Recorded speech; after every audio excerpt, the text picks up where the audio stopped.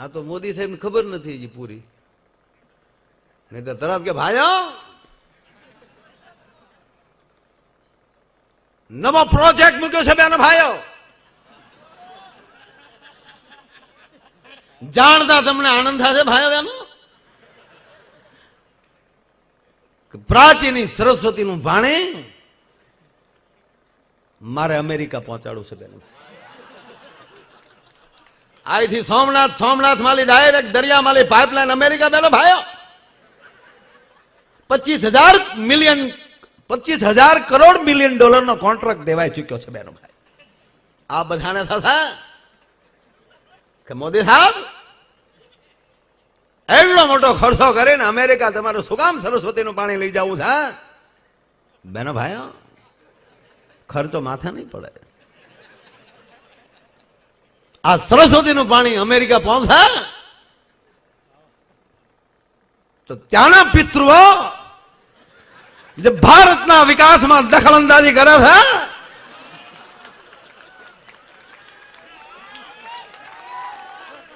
એને મોક્ષ મળી જશે બેન ભાઈ. મારે મોક્ષ દેવાનું કામ કરવું છે. જેવી રીતે 1000 ને 500 ની નોટો દુખી થતી થઈ એને જે મેં મોક્ષ દેવડાવ્યો છે, કોથળા ભરાય નીકળે છે બેન ભાઈ. વર્ષોથી જેને ડાબા નાખ્યા છે કાઢ્યા છે બેન ભાઈઓ. મારા માતુશ્રી 4000 માટે બેંકમાં લાઈનમાં હતા બેનો ભાઈઓ. તો આપણે તાળીઓ જ પાડવાના છે નહીં. એક વચ્ચે ઝીણી વાત કહી દઉં સાહેબ, જે વસ્તુ જેને શોભતી હોય એવી વ્યક્તિઓને પસંદ કરજો. આ માણસ બરાબર જે ઠીક, પણ આ તો આપણા વિસ્તાર આપણા ગામનો સરપંચ આપણે લાગે કે જેને તલાટી મંત્રી જેટલું જ્ઞાન છે, સૂઝવાળો માણસ છે, એને તમે સરપંચ બનાવશો તો એ ગામના કામ લાવશો. આ હકીકત છે. બાકી જેને ખબર જ ન હોય, આ તો કોક દી દાખલો કઢાવજો હા આવતા વર્ષે ફોર્મ ન ભરું તો મૂકનું નહીં.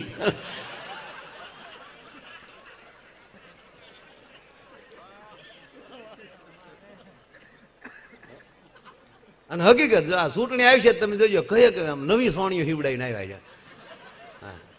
મારે ઉભું રહેવું, વાડીએ ઉભો રહે રોજ ઉડકારીને ભાઈ.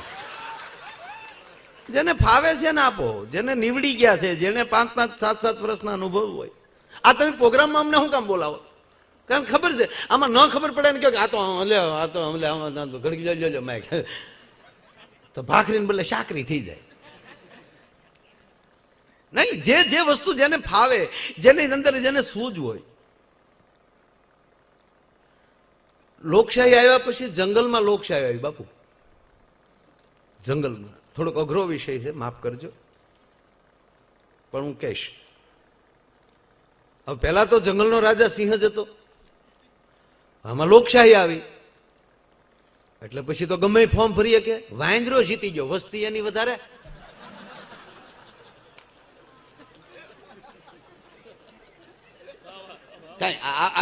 તમને તો તમે ગીર તમારી નજીક છે. હવે સિંહ દાદા હોય કે વાંદરો દાદા હોય, વાંદરો જીતી ગયું. પછી જે કાંઈ પ્રશ્ન કરવા, પછી તો એ રાજા એટલે કોઈ પણ પ્રાણી તમને કહું એ પ્રશ્ન કરવા આવે, ફરિયાદ કરવા, એ મહારાજા મને રોજડાએ પાટું માર્યો, તો વાંદરો શું કરે? કૂદ મળે કરવા. આ ઝાડથી ઓલી ડાળે, ઓલી ડાળથી નીચે, ઓલી ડાળથી ઓલે, ફૂલ પ્રયાસ કરે. અરે પણ મહારાજા સાંભળો, ફૂલ પ્રયાસ કરે, તૂટી જાય, થાકી જાય એટલો પ્રયાસ કરે. થોડાક દી જાય બીજો કોઈ ફરિયાદ કરવા જાય, પાછો કૂદવા જ મળે. અલા જંગલના માણસો કે સમજાતું જ નથી. એવલા પ્રાણીઓ બધા જંગલના પ્રાણીઓ, માણસો બહુ ઝીણી વાત છે બાપુ. 5 વર્ષ પૂરા કર્યા ને કોઈનું જંગલમાં માને જ નહીં. હાથી ગમે એને ઉપાડી લે, ઘોડો ગમે એને પાટું મારી દે. વ્યસ્ત વ્યસ્ત બધી વ્યવસ્થા થઈ ગઈ. 5 વર્ષ પછી પાછી ચૂંટણી આવી એટલે બધા પ્રાણી ડરી ગયા કે હવે કરવું શું. એટલે કીધું કે હવે તમે વેન્દ્રભાઈ ફોર્મ ન ભરતા. અરે હોય વસ્તી અમારી છે, હું તમે એમ ગમે એમ કરો, હું જીતવાનું તો હું જ સૌ. કે જીતો એનો વાંધો નથી અમને, આ 5 વર્ષમાં તમે કૂદકા મારવા સિવાય કાંઈ કર્યું નથી. અને ત્યારે બાપુ વાંદરે જવાબ એવો આપ્યો, મારો વિષય કૂદકા મારવાનો છે, મને બીજો વિષય ક્યાં કોઈ દી આવડ્યો છે? મેં મારા કૂદકા મારવામાં મહેનત ન કરી મને કયો. તમે જ્યારે જ્યારે ફરિયાદ કરી ત્યારે ઉલ્લી ઉલ્લીને કૂદ્યો છું, કારણ કે મને ગલોટ ખાતા આવડે છે. હું ગલોટ ખાઉં, કૂદકા મારું, કારણ કે એનો વિષય કૂદકા ખાવાનો. એને એની પાસે વ્યવસ્થાનો સમય નહોતો. આ દેશમાં લોકવાદ કરતા લોક પ્રેમ થાય ને તેથી આ દેશમાં રામરાજ આવશે. લોકવાદ ન, જ્ઞાતિવાદ ન હોવો જોઈએ, જ્ઞાતિ પ્રેમ હોવો જોઈએ. હું આયરના કુળમાં જન્મ્યો, બસ એ મારો પ્રેમ એટલો. પણ આ સ્ટેજ ઉપર બેઠો છે આ માયો આયર એક લોકોનો કલાકાર છે. કોઈ પણ જાહેર જીવન, આ ઋષિ બાપુ બેઠા એ આખા જગતના, એમ કહેવાય કે આ સંતો બેઠા આખા જગતના બાપ છે. આ એના પરિવાર પૂરતા નથી. આ દેશનો ધારાસભ્ય એ જે સમાજમાં જન્મ્યો 100% ગૌરવ, પણ એ 18 વર્ણનો છે. આ ગામનો સરપંચ એ જે કુળમાં જન્મ્યા હોય એને અભિનંદન, પણ એ આખા ગામના સરપંચ છે. જ્યાં સુધી આ વસ્તુ આ દેશમાં નહીં આવે ત્યાં સુધી કલાકારોને જ પરદેશમાં ગાવું પડશે. સારે જહાં પે અચ્છા હિન્દુસ્તાન હમારા, ખટારાને વાહે લખી નાખો મેરા ભારત મહાન, એને બ્રેક લાઇટ ન હોય પાછી. નહીં, આજે હું એક કલાકાર તરીકે એવી વ્યક્તિ પસંદ જ્યાં સુધી આ દેશમાં નહીં થાય, માટે પ્રાચીમાં વાત એ માટે કરું છું કે અહીંયા એવા પોતપોતાના કુળના તમામ પિતૃઓ એના પરિવારને સમજાવે.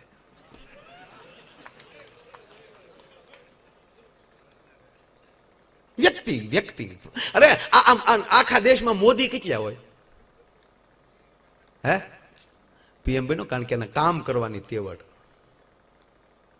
આપણે ગમે એટલી વસ્તી વાળા હોય ને આપણા ગમે એટલા ધારાસભ્યો છૂટાઈને ગયા, એક કેબિનેટમાં ગયો, બ્રાહ્મણનો દીકરો એક છૂટે કેબિનેટ. શું કામ? સૂઝ છે એનામાં, કારણ કે એને જ્ઞાતિના લેવલ ઉપર નથી છૂટાણો, એના કામના લેવલ ઉપર માણસ છૂટાણો. વાણિયાનો દીકરો એક છૂટાય સીધો કેબિનેટ મંત્રી. લાલ હાવ ગામ વઅહીંયા વાણિયા હોય કેટલા, પણ ડોહાઈ બુદ્ધિથી જીવે. આપણે મરી જાવ વળ ખાય. બુદ્ધિથી જીવો, બુદ્ધિનો ઉપયોગ કરો, પ્રજાને ભણાવો. જ્યાં સુધી મેં કીધું કે જે વિષયનો માણસ હોય એ ભાઈ તમે આ પોલીસ સ્ટેશન ફરિયાદ કરવા જાઓ છો. હમણાં તો એક જણો પોલીસ સ્ટેશન ફરિયાદ કરી, બોલો કે લખાય કે મારી બહુ મારે. સાહેબ મીડિયા રોવા એ કે સાહેબ તમે કેમ રો? તમે ફરિયાદ તો કરી શકો, અમારે તો ક્યાં જાવ? એટલે આ તકલીફ તો બધાય છે યાર. અરે બાપુ એક જણો તો દોડીને પોલીસ સ્ટેશનમાં ગળી ગયો, બચાવો સાહેબ બચાવો. સાહેબ બચાવો. સાહેબ ઉભા થઈ ગયા, પિસ્તોલે કોણ થાય? તો એની પત્ની હાથમાં સરો લઈને હાલી. હવે બોલો ભાઈ જે દોડીને આવ્યો ને એની પત્ની આમ હાથમાં સરી હું. એટલે લેડીઝ પોલીસ હતા એ બેનો એ ઓલા બેન ને પકડી લીધા. ખબરદાર હોય કે હા. પછી બેન હળું ભેગા કર્યા કે તમે પ્રોબ્લેમ હું છે એ કયો. તમે એના પત્નીથી શરીર મારવા થોડો એ કે કાંઈ મારી ના નાખવા, મારા એક ના એક ઈ છે એમ હું મારી થોડી નાખું. તો તમે શરીર લઈને શું કામ આવ્યા? એ કે કાંઈ નહીં, ઈ ગીત ગાતા થા ઓર ઇસ દિલ મેં ક્યા રખા હે તેરા હી નામ છુપા. એટલે મારે જોવું છે કઈ શિવલી નું નામ છુપાવીને રાખ્યું છે. મૂળ એનું દિલ શીરવું મારે. નો ગાતા નો ફાવે એવા ગીત.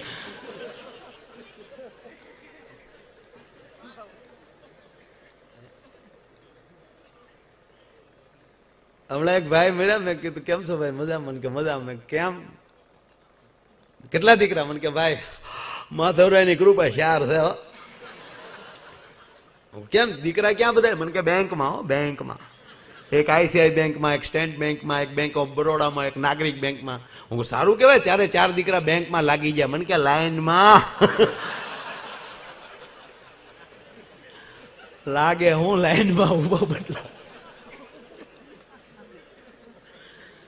એમાં આ 12મો આ ડિસેમ્બર મહિનો 12મો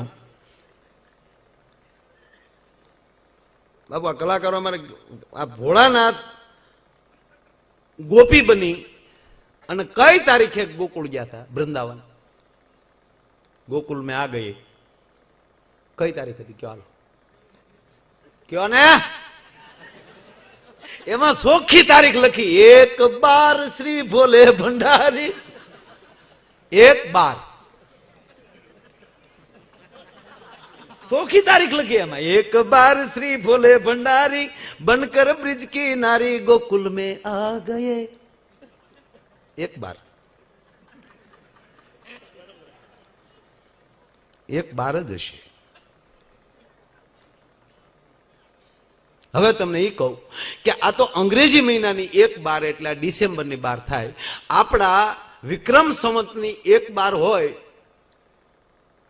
તો દેવદાનભાઈ કયો દિવસ હોય? કારણ કે વ્રજમાં રાસ રમવા જવું છું, અને આપણે રાસ કયા મહિનામાં રમીએ? નવરાત્રી. નવરાત્રીનો પહેલો દિવસ એટલે કયો થયો? આસો વદ એકમ 1/12. અને કૃષ્ણ જન્મ શ્રાવણ મહિનામાં પહેલા જ નોરતા ગોકુળમાં એવા રમાતા હતા, એટલે ઈ પહેલે જ નોરતે વ્રજની નારી બની ભગવાન એમ કહેવાય શિવ આવ્યા થાય, એટલે 1/12 ફાઇનલ તારીખ છે. હા, વિચાર કરો. હાવ પછી જીક્યા જાઓ માં વિચારો. આ બધા બુદ્ધિના વિષયો છે.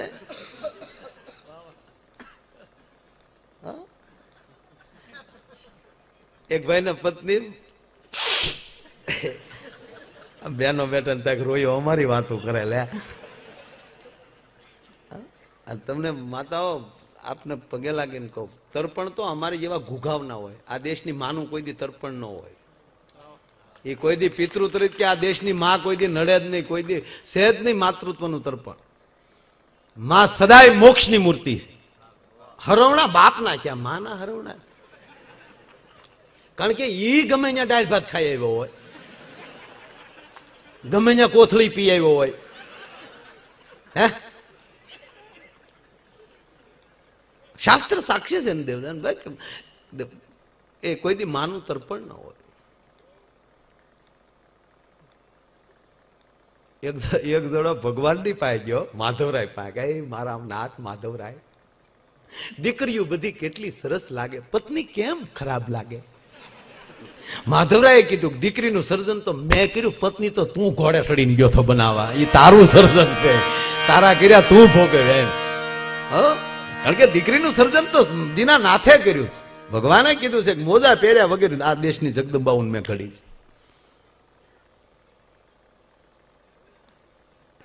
ન્યાય છે કોઈ કલાકાર? વારો આપશું કહેજો. બોલો તમે એકલા એકલા બોલો ને મજા નો આવે. હા, ભજન ચાલુ કરાવી દઈશું ભાઈ, મજા કરો. વધી 5 થી 10 મિનિટ. ઓકે, હું ચાલુ જ રાખું છું, બેન નહીં થાવ તમ તારે, મોજ કરો ને. હા, એમ તો પાછું એકચ્યુઅલી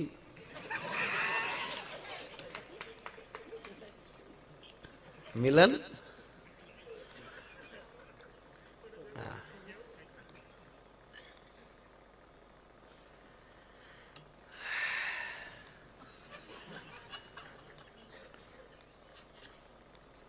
એ ભાઈ ના પત્ની પિયર ગયા હોય એના જાય. બાપો ये तो हमारी बात है, ये हम लोगों की बात है કે ભાઈ ઓણ તો જે બાપુ એમ ખરેખર ઓણ જે પૈણ્યા છે, નોટું બન્યું તોય પૈણ્યા. અને બાપને એવા સરસ મોકા મળી ગયા કે બેટા સાદી રીતે પરણી જ જવાય. ઓછા રૂપિયા 2000 માં ઘણા પણીએ. હમણાં તો એક સાપામાં એવું થયું તો મોદી સાહેબે એના વખાણ કર્યા. જમણવાર જ નહીં, ખાલી ટી જાની અને ચા પાઈને મારા દીકરા કાઢી મૂક્યા. બોલો લ્યો. અને એના સન્માન કર્યા માણસો. શાબાશ, જો ખર્ચા વગેરેના લગાન. ના ના ભાઈ, મોજથી જીવવાનું. ઘણાની ઘેરે જાય ને હવારમાં બાપુ તો આમ જો ખોબો ટીકડા પીડ્યા, 2 ટીકડી આ લેવાની, 2 ટીકડી આ લેવાની, ગળ્યું તો ખાવાનું જ નહીં, તેલ વાળું તો ખાવાનું જ નહીં. આવું મૂંઝાઈને 80 વર્ષ જીવવું, હે, એની કરતા પ્રાચીની મીઠાઈ ખાઈને 15 દીમાં ભલે પતી જાય, પણ લહેર તો કરી લઈ યાર. અને તરત બીજે પાછો વારો તો આવી જાય. મરજી તાત્કાલિક વ્યાજ આવો તો નવા કપડા આવશે ને, તમે આ કપડાને ફાડી નાખો તો નવા કપડા આવે. એટલે બહુ કઈ મૂંઝાઈને જીવવું જ નહીં. એટલે એ ભાઈના પત્ની પિયર ગયા. ભોગાભાઈ પિયર ગયા. પિયર ગયા ને ન્યાલી ફોન કર્યો.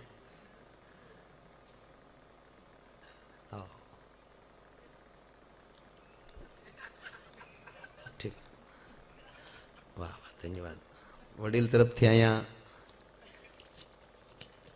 501 રૂપિયા આવે છે, તાળીઓથી વધારજો. ધન્યવાદ.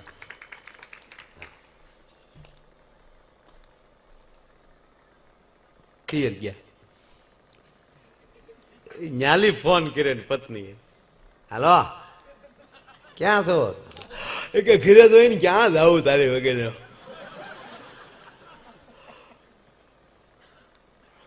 નાસ્તો કર્યા?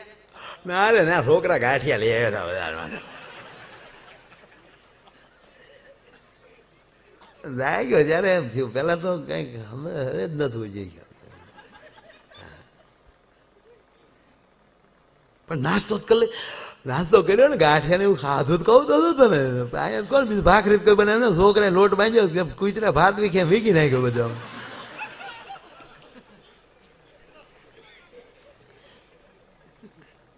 પણ બેન ને ખબર જ હોય એટલે પાછું બીજી વાર પૂછ્યું કે ખરેખર એકચ્યુઅલી તમે ઘરે જ છો? એટલે યાર ડાલે ખોટું બોલું યાર બગા, આ બકો ક્યાંથી આવ્યું તો હજી નથી મને સમજાતું. એટલે ઓલા એને પત્નીએ કીધું જો ઘરે જોવ તો મિક્સર ચાલુ કરો લ્યો. તો ઓલો રસોડામાં ગયો મિક્સર ઘર દઈને ચાલુ કર્યું. કે ઓકે, ખોટું નહીં માનવાનું, મને તો આવું પૂછવાની ટેવ છે ને એટલે કહું છું. કાંઈ વાંધો નહીં, કે મિક્સર હું આગળ કે વાસણે ખખડાવું બધા.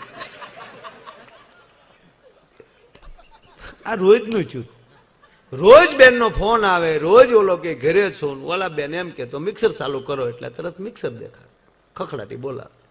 5 દી એવું હાલ્યું, 6 દિવસે બેન વાંચીતા બપોરે આવી ગયા. બપોરે ઘૂગેશ નહીં. એટલે છોકરાઓને પૂછ્યું બેટા તારા પપ્પા ક્યાં ગયા? કે બા તમે ગયા ને તે મારા પપ્પા મિક્સર લઈને ગયા.